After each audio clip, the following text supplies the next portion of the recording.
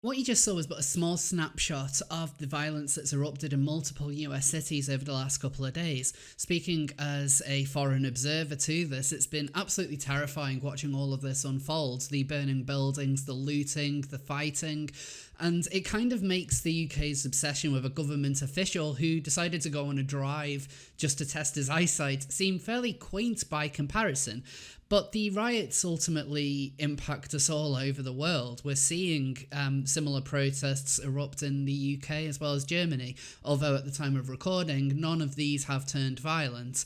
Now, at this point, you don't really need me to explain the origins and how all of this came about. I'm assuming that a lot of you are aware of the murder of George Floyd, and I just want to use this opportunity to point out that it was fairly unique that it was across the political spectrum that the murder was condemned. There was very few people really defending what had happened or the police's spin. You even saw fairly prominent political commentators from the Conservative side condemning the actions of the police.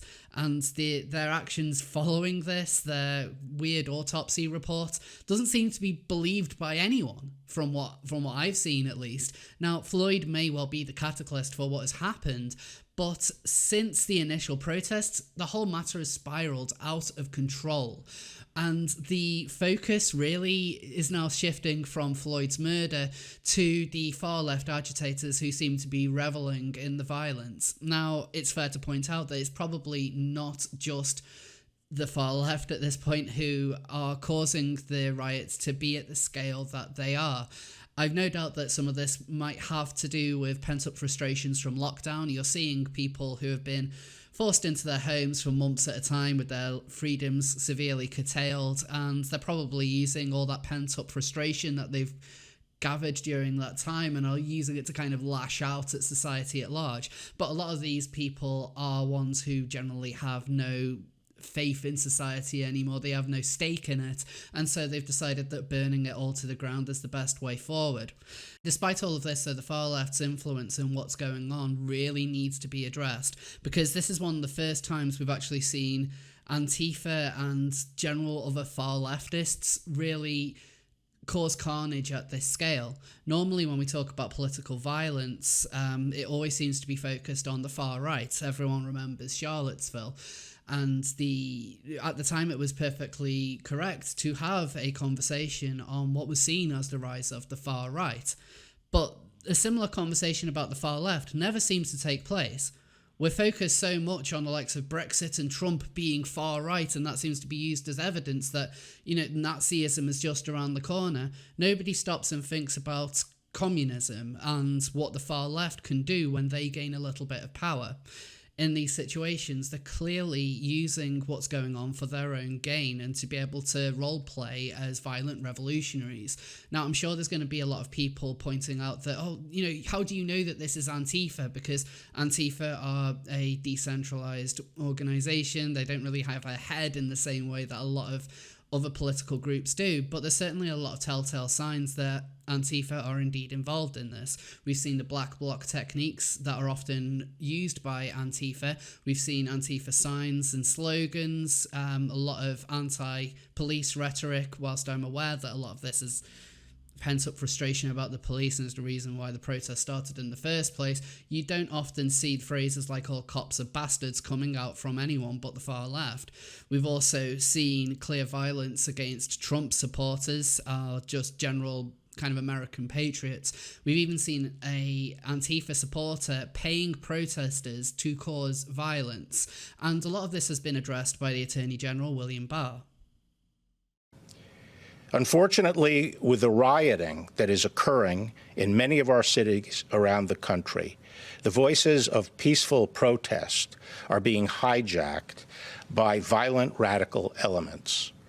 Groups of outside radicals and agitators are exploiting the situation to pursue their own separate and violent agenda.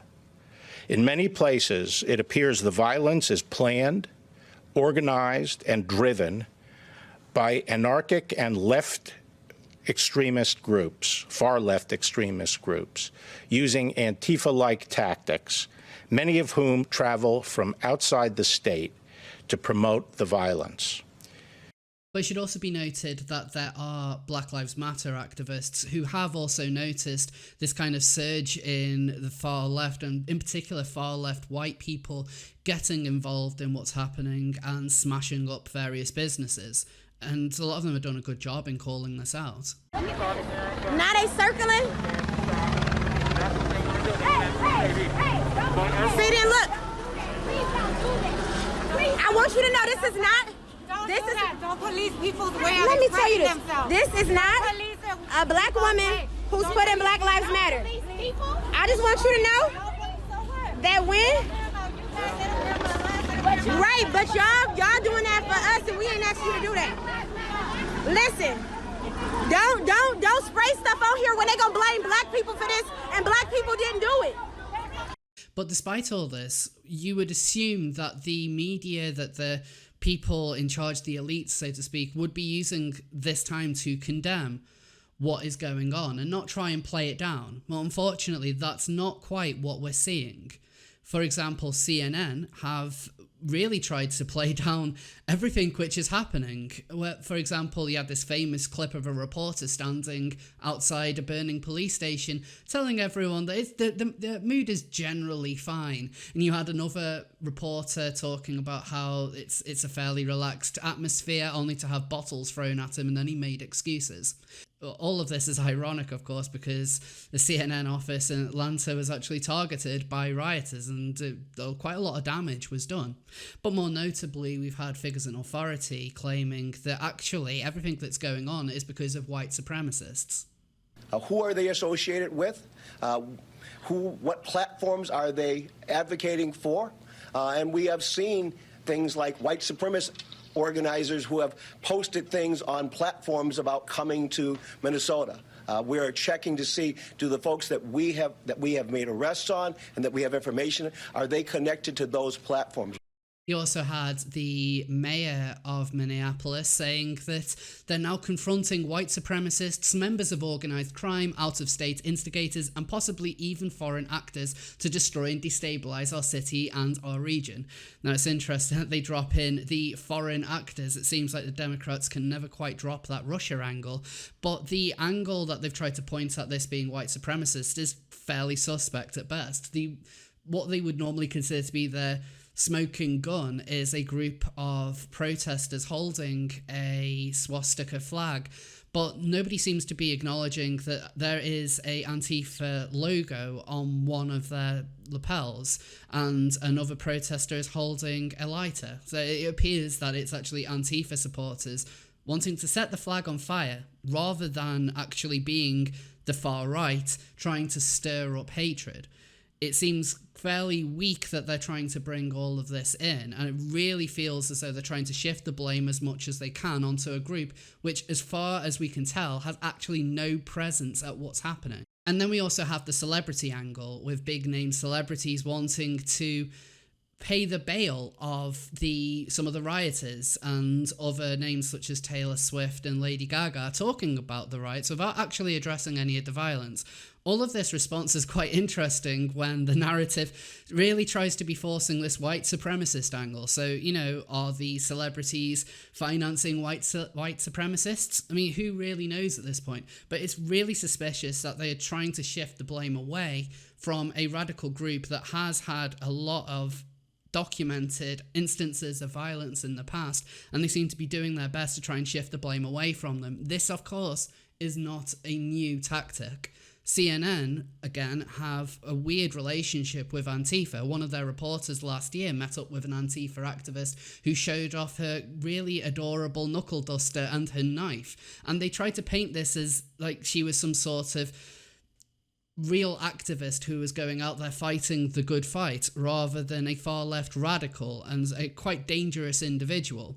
You also had an article from CNN talking about Andy Go's assault at a Portland rally last year, where they really cast doubt on the claim that Andy was assaulted by Antifa protesters. This is despite Antifa and their supporters having an open hatred of Andy, often painting him as a white supremacist despite him being a gay Vietnamese man.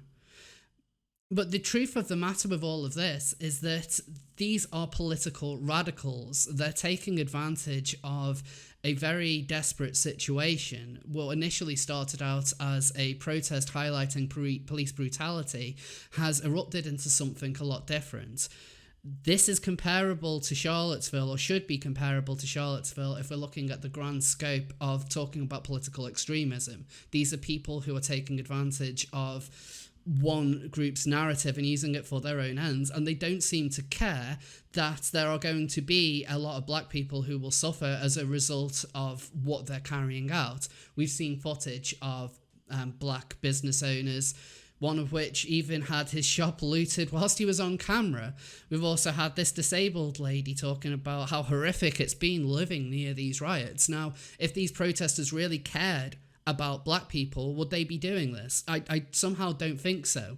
But look at the kind of targets that they're pointing at. They're going around looting, they're setting everything on fire, they're kicking people, they're punching people, they're getting whole gangs of people beating people up. We have seen some deaths in this, unfortunately. We have seen a lot of people being arrested for taking violent action. There was one woman who threw Molotov cocktail at police. It then also came out that she's a bit of a diaper baby, but that's besides the point. Following Charlottesville, there was a worldwide discussion on the dangers of the far right, and we need to see a similar conversation now on the dangers of the far left. When you have a political wing that tells everyone that we're all oppressed, that there is a revolution to be had, that we need to take to the streets and fight, this is the kind of reaction that you get. This kind of rhetoric does cause damage. It does ruin lives. And whilst I'm not saying that these people should have their right to speak removed, you should also have a bit of responsibility in there and acknowledge that actually your side has faults in the same way that I acknowledge that my side has faults. This cannot really be forgotten, that you have people who are wanting to take advantage of this situation as a way of pushing their own political beliefs. And it is a mockery of the man who they are claiming to represent. But finally, I should clarify that you can condemn all the sides that are generally involved in this as well. Just because you're against the rioters doesn't mean that you support the police, doesn't mean that you are ignoring police brutality. And during these protests, there have been a fair share of police acting out of order as well. All of this is nothing more than a nightmarescape. I'm not sure exactly how all of this could be solved, but we need to at least address the problem as and when it arises. Right now, we're not doing that. And any kind of explaining away, any kind of dumbing down what has been going on, really should be met with contempt. The far left is willing to engage in violence. They're willing to engage in riots. They're willing to try and push people's buttons to get a reaction. All radical groups should be condemned, and this has to include the far left.